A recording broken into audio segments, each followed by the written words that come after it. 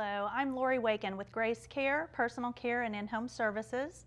It is no secret or surprise that as we age, as we travel through life, it would be the vast majority of our preference to do that at home, to age in place. And as a part of that, it's very important that we are as aware as possible of the services available to us in our local communities. One of the services that we have here in Enid and in other communities is that of Adult Protective Services.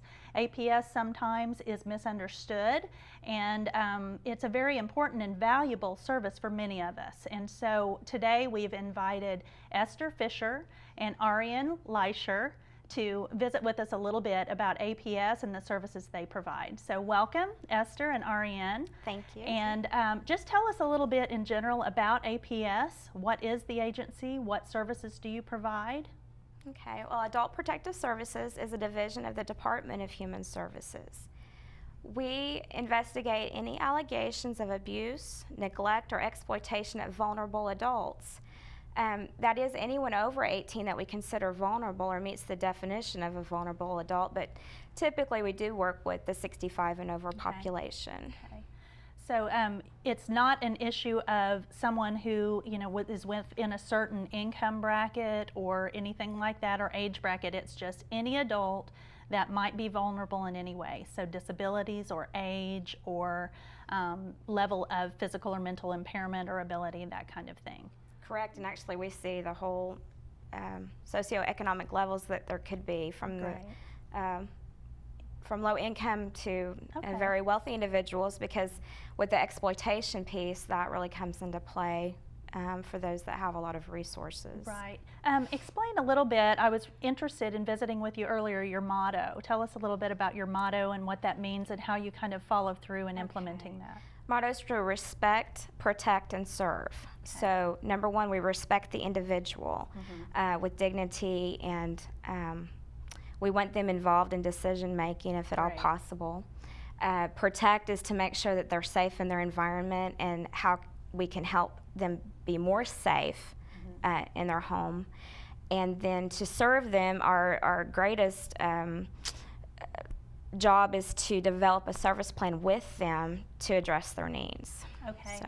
And I think through some of my experience in discussing with people and their perceptions of APS that maybe that's where it falls short a little bit in your commitment to respecting the individual and working with them to determine what is the safest and best maybe environment or situation for them to be in. I feel like sometimes folks have the perception that you're kind of a watchdog or someone that, you get a report and you go in and you maybe jerk grandma out of the house and stick her in the nursing home, and that's not actually any part of what you do. Is that correct? Correct. Yes, what we try to do is go in and just kind of assess the situation and see what the needs are in the home, and if there's one of the things I always want to do is make it very clear that I'm there to help. I'm not there to make anybody do things that they don't want to do, unless it's at the point in their life where they're not able to make those decisions for themselves anymore. But first and foremost, I want them to be involved in what in the service plan, as Esther was talking about, and the family to be involved as well, especially the family to be involved and make sure that they are a part of the solution or part of making sure that their family member is safe and protected. Great, and I imagine it takes a lot of compassion and tact to be able to kind of come in and break down some of those walls of defensiveness that might come up from time to time. Tell us a little bit of how the process starts. When you say you come into a situation to kind of evaluate, how do you know to come into that situation? How do you get the information that leads you to make that first visit? Well, we'll receive a report, and that either can be called in directly to our office or we do have a hotline service that's for after hours and weekends that some of our reports come through. And so what I do is screen those reports to determine, is this person really a vulnerable adult, and is there an actual allegation of abuse, neglect, or exploitation occurring? And if those two are met, then I determine what allegations there are and assign that referral to one of the workers to investigate. How we initiate the investigation is to go to that person's home, and the initial one is unannounced. That's just required. Okay. And sometimes that does upset the individual, the alleged victim that we're investigating. But we try to explain why we're there, that we're there to help them and to build a rapport with them so that we can get down to what's really going Right. on and see how we can help. See if there's validity to that or not. And now, do you find sometimes that there isn't, that maybe there's something else going on, that a report was made when really there isn't a situation to be concerned about at all? Does that?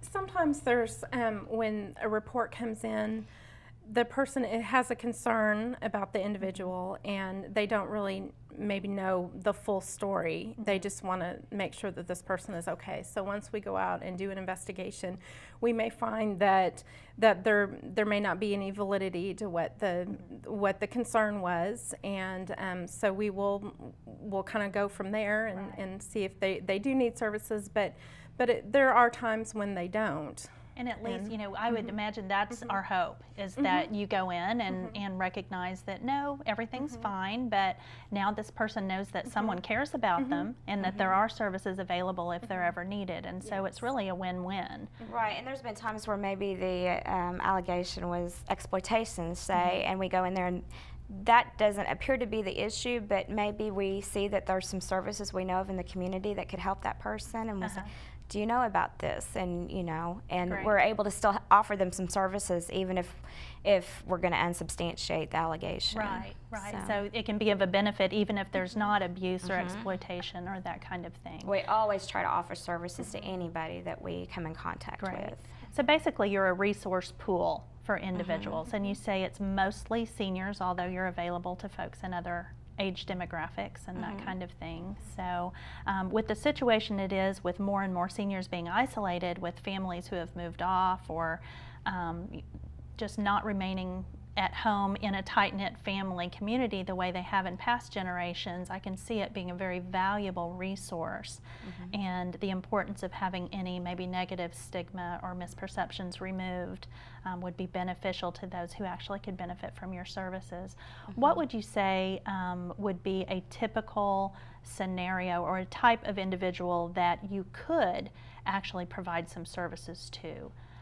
Maybe someone who has declined to a point that they are no longer able to make the decisions for themselves. Kind of walk us through what that would look like from beginning to end of receiving that case. In a case like that, a lot of times we start off with what we call self-neglect, where someone, they may have dementia or some other kind of cognitive impairment that is, that's inhibiting them from really making decisions and doing what they need to do. And we'll go in and kind of assess that and see what's going on with them. A lot of times it is, especially for the older population, it's some dementia issues going on, and they may not even realize that they're forgetting things or forgetting appointments or maybe putting themselves in some dangerous situations because of the dementia that they're having. And so what we'll try to do is assess, really how impaired they are to make decisions for themselves. And then of course if they have family, we'll try to bring in family and see what can be done about that. But really, when there is a situation like that where they're not able to really make those decisions anymore, then we'll involve their physician as well and see what services need to be in place. And sometimes it can be as simple as they just need someone, a nurse, to come in and set up their medication for them and do whatever medical things that they need to do that they can still do at home. And if we can solve it that way, then that's really what we want to do, to just bring people into the home to help them. And you can help them locate those resources and the options for. Great. And So we're sorry. always looking for the least restrictive setting for that individual, and we know individuals do the best in their own home setting.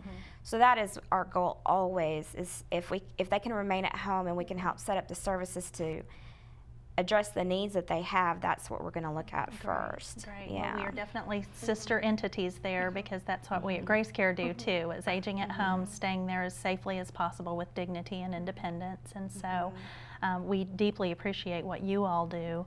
How long, I know I've visited with both of you a little bit, and we think about some of these agencies and their faceless names or entities working in our communities, and I've really enjoyed visiting with both of you. How long have each of you, Esther, you start, been with APS, and what kind of led you into the field?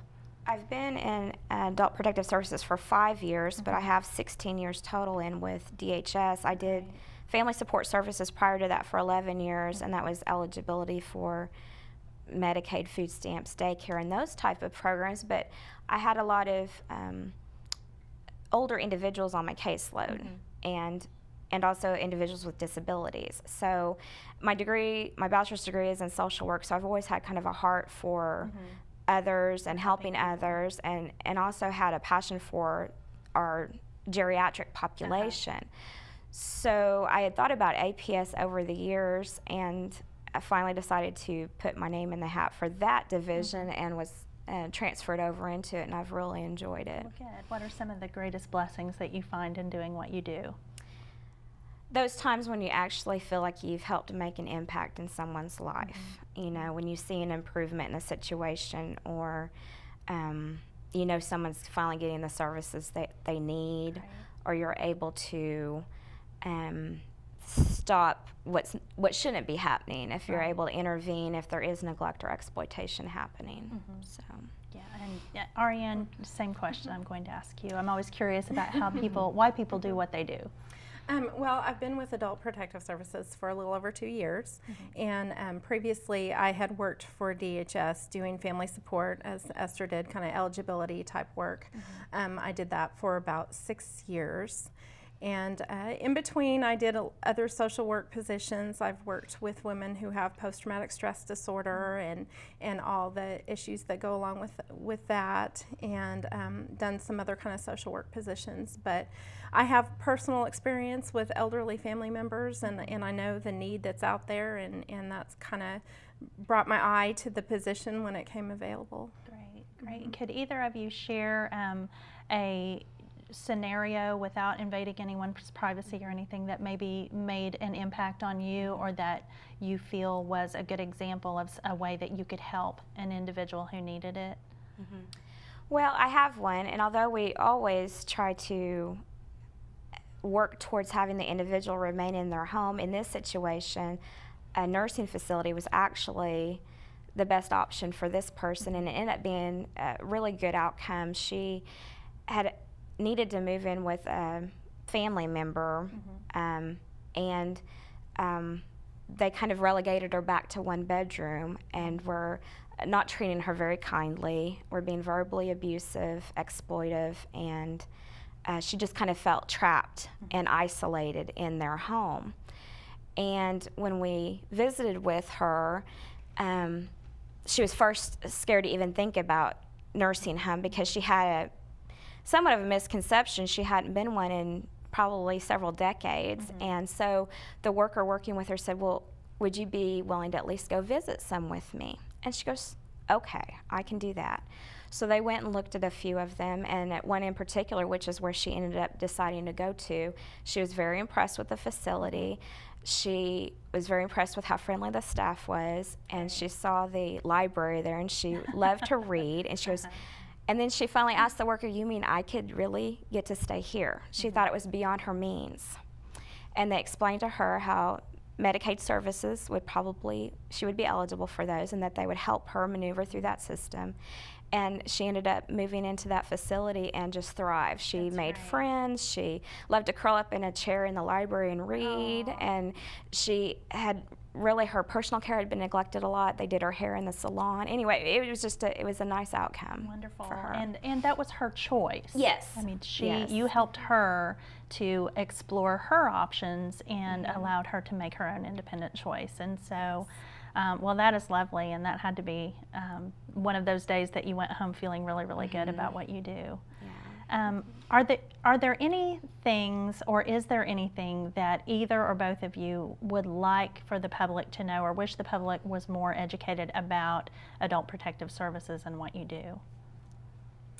I think one of the biggest things when I go into a home, especially on the first visit when it's unannounced and people are scared and they don't really understand what is happening, I really want them to know that I'm there to help them. And I think that's the biggest thing, to connect them to services or maybe have a family meeting to involve everybody in the family to make some decisions that need to be made. But really the biggest thing is that I'm there to help them. I'm not there to force anything. I'm there to help. Or to shame or condemn. Exactly, yeah. exactly. Right, right. And Esther, anything to add to that?